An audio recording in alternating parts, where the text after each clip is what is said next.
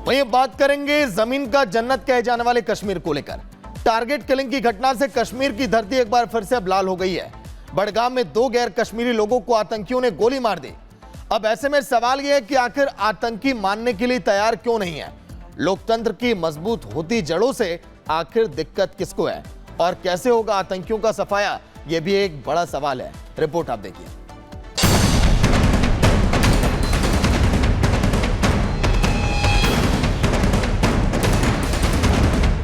आखिर क्यों नहीं मान रहे आतंकी?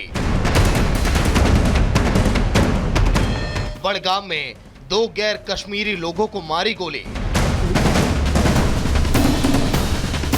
कश्मीर की धरती एक बार फिर हुई लाल।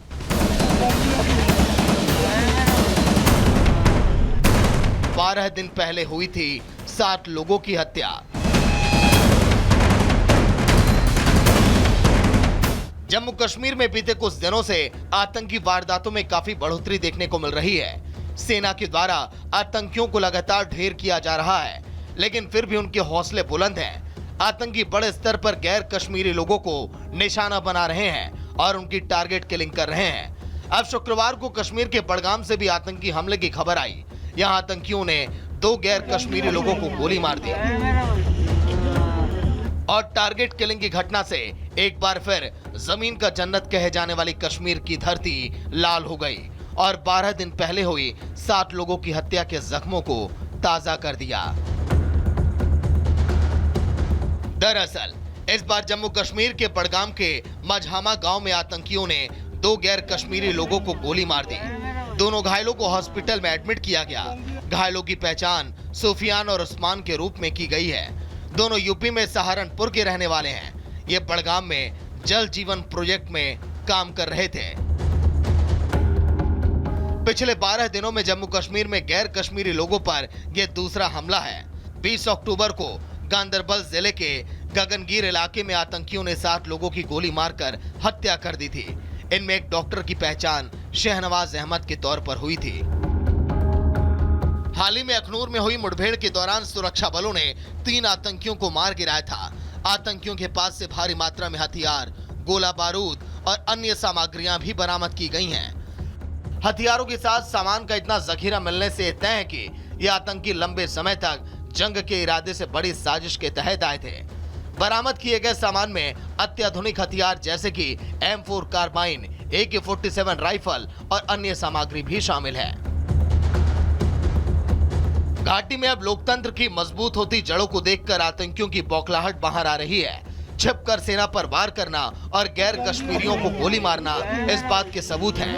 अब ऐसे में सवाल ये है कि आतंकियों का पूरी तरह से सफाया कैसे होगा, ये देखने वाली बात होगी। Bureau report, Republic Bharat. हमारा भारत देश देखिए विविधताओं का देश है, रीति रिवाजों का देश है, त्योहारों का देश है, प्रथाओं का देश है। लेकिन कई सारे पर्व, कई सारी ऐसी प्रथाएं हैं जिसको देखकर लोग हैरत में पड़ जाते हैं। हम बात कर रहे हैं हिमाचल के शिमला के, जहां पर एक पत्थरबाजी की परंपरा है।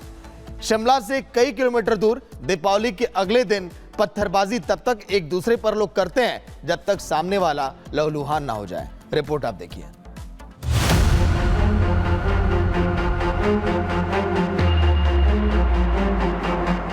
एक दूसरे पर पत्थर बरसाए जा रहे हैं। ये कोई आपसी भिड़ंत नहीं है, ना ही कोई दुश्मनी निकाली जा रही है, बल्कि सदियों से चली आ रही परंपरा का निर्वाह किया जा रहा है।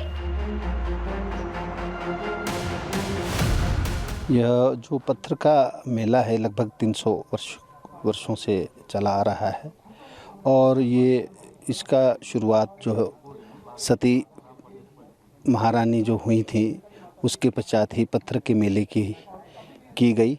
इससे पहले मानवबलि का यहाँ विधान था। मानवबलि को रोकने के लिए महारानी ने यह हमें विधान बताया, जिसमें मानव रक्त को निकालने के लिए ये पत्थर का मेला शुरू हुआ। शिमला से 26 किलोमीटर दूर धामी में पत्थरों का अनोखा मेला आयोजित किया जाता है। इस मेले का नाम पत्थर मेला है। इसका आयोजन दीपावली के एक दिन बाद होता है। इस मेले में बड़ी संख्या में युवा हिस्सा लेते हैं। इस मेले में 2 दल एक दूसरे पर पत्थर बरसाते हैं। में जो सदियों पुराने जो वही स्थान है जहाँ मेला होता है और काफ़ी डिस्टेंस से मारा जाता है। ये ऐसा नहीं है कि भाई बिल्कुल आमने सामने खड़े होकर मारा जाता है और काफ़ी जो है वो काफ़ी डिस्टेंस होता है। जब आप जाएंगे देखेंगे वहाँ पे तो काफ़ी डिस्टेंस से मारा जाता है और इसमें ऐसा है कि भाई कभी डायरेक्ट पत्थर नहीं लगता, ये हमेशा ऊपर से उठता हुआ पत्थर होता है और जब भी किसी को लगता है तो वहाँ किसी भी खुद को उसके बाद फिर ये मेला संपन्न हो जाता है तिलक के साथ लगने के बाद। सदियों से चली आ रही इस परंपरा का जुड़ाव धामी रियासत के राज परिवार से है। सबसे पहला पत्थर राज परिवार की ओर से ही मारा जाता है, उसके बाद दोनों ओर से पत्थर की बौछार की जाती है। दोनों ओर से पत्थरों की बरसात तब तक बंद नहीं होती जब तक कोई लहूलुहान न हो जाए। इस पत्थरबाजी में जिस व्यक्ति का रक्त निकलता है उससे माँ भद्रकाली को रक्त तिलक किए जाने की परंपरा है। मान्यता ये है कि धामी में आई आपदाओं से प्रजा को बचाने के लिए इस मेले का आयोजन किया जाता है। Bureau report, Republic Bharat.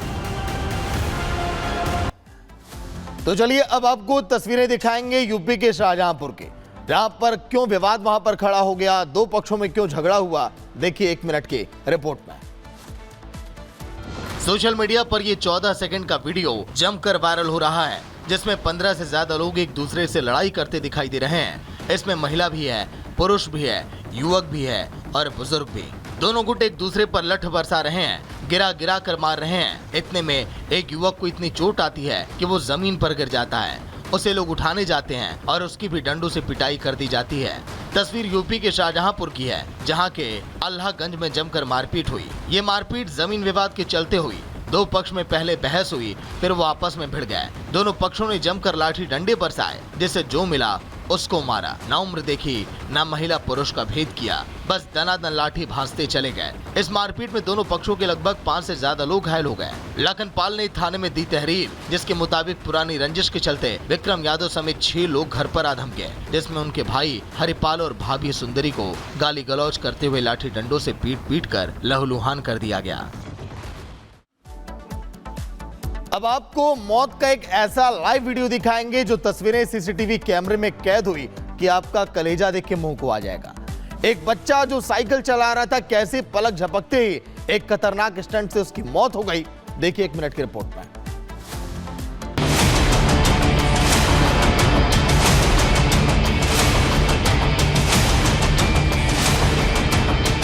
Mumbai में साइकिल सवार नाबालिग को स्टंट करना महंगा पड़ गया।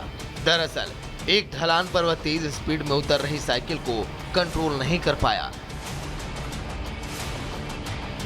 जिसके बाद साइकिल गली में एक स्कूल के आगे खड़े ऑटो से जा भिड़ी। इस हादसे के बाद नाबालिग की मौत हो गई। पुलिस ने शव का पोस्टमार्टम कराने के बाद परिजनों को सौंप दिया। पुलिस मामला दर्ज करके आगे की जांच अब कर रही है। ये पूरा हादसा घटनास्थल के पास लगे एक सीसीटीवी कैमरे में कैद हो गया। इस हादसे के बाद स्थानीय लोगों ने इलाके में ट्रैफिक साइन लगाने की मांग की है। लोगों की मांग है कि गलियों में ट्रैफिक अधिक रहता है, ऐसे में तीव्र मोड़ के साथ दुर्घटनाग्रस्त क्षेत्रों में ट्रैफिक साइन लगाए जाएं।